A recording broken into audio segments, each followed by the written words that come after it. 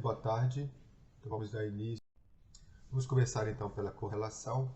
O que é correlação? Correlação é a representação visual da relação entre duas variáveis quantitativas. Então, quando a gente pensa em avaliar se existe alguma relação entre duas potenciais variáveis quantitativas, o primeiro passo que nós devemos fazer é um gráfico de dispersão. Nós vimos isso lá na análise descritiva. E através do gráfico de dispersão, a gente consegue então avaliar o tipo de relação que existe entre duas variáveis quantitativas.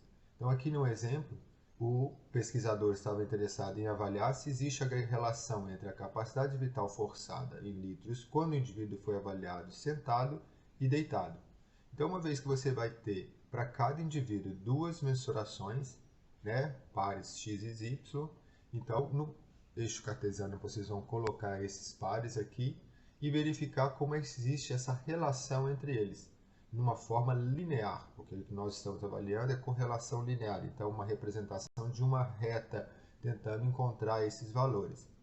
Certo? Então as correlações elas podem assumir diversas formas. Se as formas estiverem na primeira linha, como representada assim, ou seja, à medida que um valor no eixo x aumenta, o y aumenta, há uma correlação que nós chamamos linear positiva. E à medida que esses pontos vão se aglomerando numa reta imaginária, elas vão se tornando ainda mais fortes. E o mesmo pode ser dito de outra forma, quando uma aumenta, a outra diminui. Então, isso nós chamamos de uma correlação inversa ou negativa. Então, os dados tendem a reduzir quando um ou outro aumenta, certo? Então, aqui também, iniciando de uma forma um pouquinho dispersa, concentrando-se em torno de uma linha, formando então uma correlação extremamente forte. E existem outras formas de correlação que, na verdade, não tem relação alguma entre elas. Aqui nesse exemplo, que não é clássico, onde não existe nenhuma relação entre as duas variáveis quantitativas. Enquanto que nesse outro exemplo existe uma relação, entretanto ela não é uma correlação linear. Existem outras formas de correlação, mas especificamente aqui a gente só vai avaliar as correlações lineares. Certo? Então vamos exemplificar aqui, para a gente poder acompanhar e entender melhor. O exemplo aqui que foi dado é o pesquisador estava querendo avaliar a relação entre o peso do animal, de ursos marrons, uma determinada região, e medidas como a altura e o perímetro torácico para ver se existe alguma relação e se existe o quanto ela é forte entre essas duas variáveis quantitativas. Então, quando o pesquisador plota no grau de dispersão, primeiro dado peso com altura, depois peso e perímetro torácico, a gente observa que existe uma correlação linear positiva para as duas avaliações, tanto peso e altura quanto peso e perímetro torácico. Entretanto, a gente pode observar que, com relação ao perímetro torácico, os dados tendem a se concentrar mais próximo dessa linha imaginária, enquanto que na altura existe uma região aqui, a gente pode colocar aqui na parte superior, apesar de ter uma tendência linear, ela tem uma dispersão maior aqui. E o perímetro torácico não. As concentrações desses valores são muito próximas a uma linha reta imaginária. Então, como é que a gente vai medir essa relação, não apenas visual, como eu acabei de fazer? Nós vamos utilizar, então, o que nós chamamos de coeficiente de correlação linear de Pearson. Isso aqui é um pouquinho complexo, eu não vou solicitar isso para vocês, para cálculo, é apenas uma interpretação do valor do R. Então, a coeficiente de correlação linear, ele vai tentar exatamente verificar isso. Quanto mais próximos do 1, quando positivo, confirma que existe uma relação positiva, à medida que um aumenta, o outro aumenta, e o menos 1 é uma relação linear negativa. E esses extremos são ditos perfeitos. Quando você existe duas variáveis que têm um coeficiente de linear de Pearson da ordem de 1, é uma correlação perfeita entre os dois dados. E à medida que eles se distanciam, tanto do positivo quanto do negativo em direção ao zero, onde eu não tenho nenhuma correlação, tá? Então a ideia é que a gente vai medir o quanto está distante desse valor zero, que é o que a gente não gostaria de ter, que os dados estejam próximos sempre ou de uma correlação linear positiva perfeita ou uma correlação linear negativa perfeita. Então o que é na verdade o coeficiente de Pearson? Ele está medindo a distância entre cada ponto no eixo x com relação à média dos valores e do eixo y com relação às médias dos valores desse eixo também. Então aqui um exemplo onde eu tenho um R, um coeficiente de Pearson da ordem de 0,955, ou seja, há uma correlação positiva extremamente forte, muito próximo do valor 1. Certo? Vamos ver outras correlações aqui. Essa correlação, por exemplo, é uma correlação negativa, então à medida que um valor aumenta, o outro diminui. Relativamente forte, da ordem de quase 0,9. Essa outra aqui, nós verificamos que tendem a uma relação negativa, ou seja, só que completamente sem conexões com uma correlação linear, certo? Então, muito fraca, quase próxima de zero. Essa aqui, então, absolutamente sem noção de correlação, os valores são praticamente zero, o R dele. E aqui, tendendo a uma relação positiva linear, mas também muito fraca. Então, o R é que vai nos dizer qual o nível de relação que existe entre as duas variáveis quantitativas. Voltando aqui ao exemplo dos ursos marrom, como a gente havia comentado, eu comentei para vocês, o perímetro torácico tendia a uma relação bem mais forte, porque os dados estavam mais concentrados próximo dessa linha imaginária, que passa aqui entre os pontos. E isso confirmado pelo coeficiente de Pearson, quase próximo de 1. Enquanto que a altura, em decorrência dessa dispersãozinha que tem aqui, à medida que tem valores bem mais altos, mostrando que o coeficiente de Pearson é um pouquinho menor do que esse, mas ainda bastante forte, próximo de ponto. Aqui mostrando uma relação entre gastos e renda, então isso aí já é óbvio. À medida que o indivíduo ganha mais, ele gasta mais. E mostrando que existe sim uma relação linear positiva, confirmando, aumentando a renda e aumenta o gasto. E com coeficiente extremamente forte, da ordem de 0,85.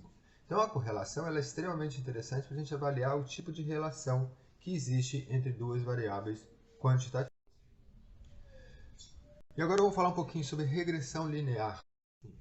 Então, quando a gente avalia então, a relação entre duas variáveis, a gente tem duas perguntas que nós gostaríamos de responder. Como uma variável x explica a variável y?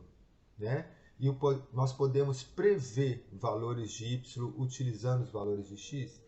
Então, a regressão linear é uma forma que nós temos de uma representação matemática, onde a gente vai tentar predizer o valor de y, que é o que nós chamamos de variável resposta ou variável dependente, baseado numa variável explicativa, preditor independente. Certo? Então, isso aí a gente já está no nível da predição, da inferência com relação aos dados amostrais. Como é que funciona?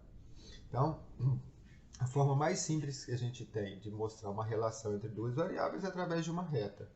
Certo? Aquilo que eu mostrei para vocês inicialmente com relação à correlação. Então, a correlação é o primeiro passo que nós fazemos quando a gente tende a inferir dados amostrais sobre a população. Então, se eu, com um gráfico de dispersão, calculo o coeficiente de Pearson, esse coeficiente vem extremamente forte, então há uma potencial correlação entre esses dois e eu posso predizer o valor de y da minha variável dependente baseado nos dados de x, certo? Então, a regressão linear ela vem exatamente isso, mostrar matematicamente como existe essa representação.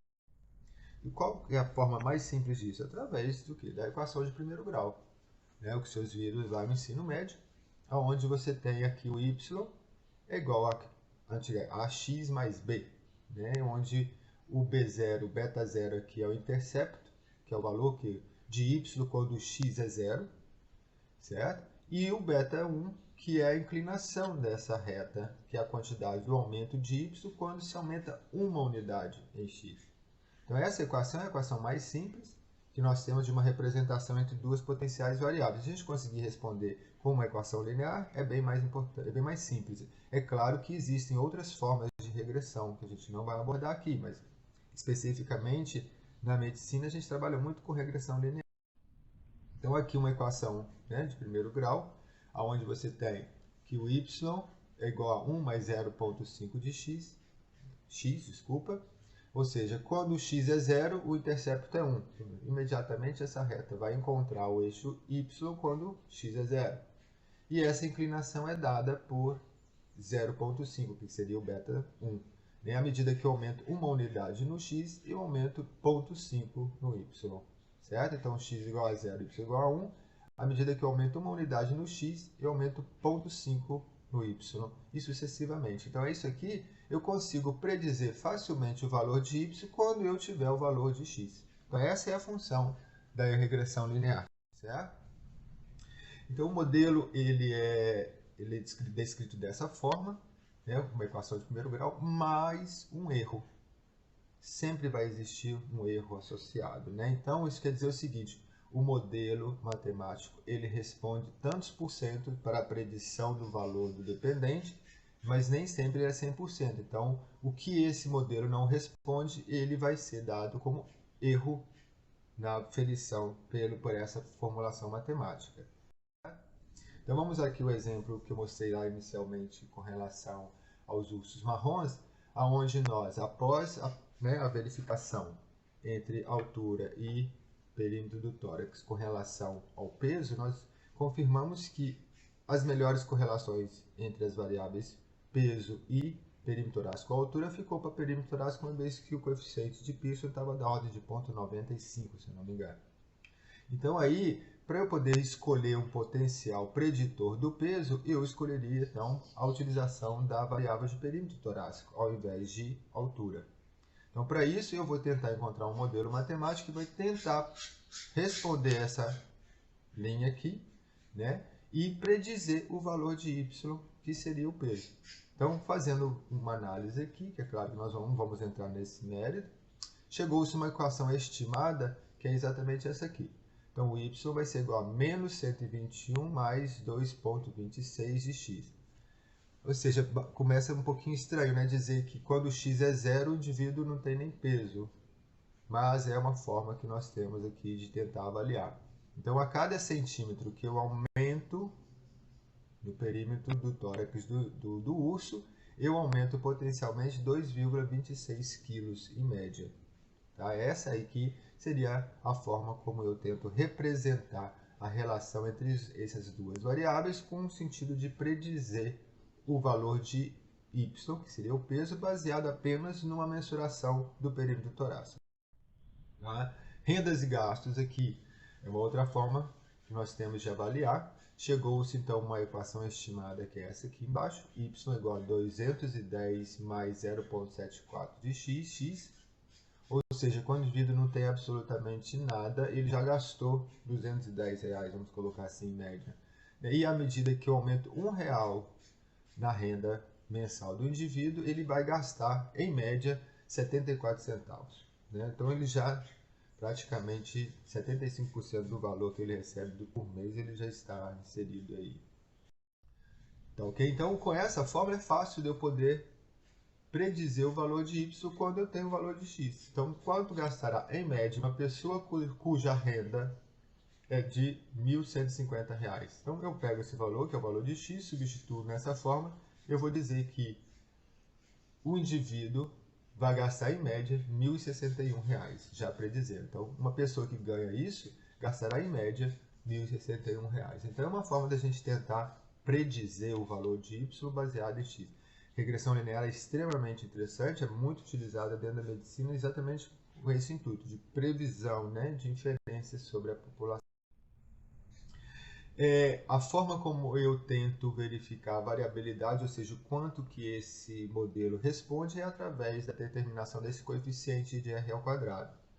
Aí vocês vão ver muito isso, comecem a observar que R sem o quadrado é o R do coeficiente de Pearson. Inclusive, ele é escrito com letra minúscula. E o R ao quadrado com letra maiúscula, ele está representando o quanto que o modelo de regressão linear consegue predizer o valor de y, certo? E ele varia, olha só, diferentemente de Pearson, ele é de 0 a 1. Tá, ok? Então, aqui é porque é probabilístico, é 0%, 100%, que ele consegue responder. Então, nenhum modelo praticamente responde 100%. Sempre vai ter um erro associado, né, no qual esse modelo não é tão perfeito para responder 100%. Mas há modelos extremamente fortes que chegam bem próximo. Então, no caso da coeficiente do modelo aqui que nós utilizamos para os ursos marrom, né, está aqui a equação apresentada, Essa equação ela tem um R ao quadrado da ordem de 92,4%. Ou seja, esse modelo consegue predizer o valor do peso baseado nos dados do perímetro torácico do animal em quase mais de 90%. Né? Então, é um modelo extremamente forte para a determinação do Y baseado nos dados de X. Desculpa. Pois bem, era isso que eu tinha para mostrar para vocês. Então, semana que vem nós vamos dar continuidade. Muito obrigado.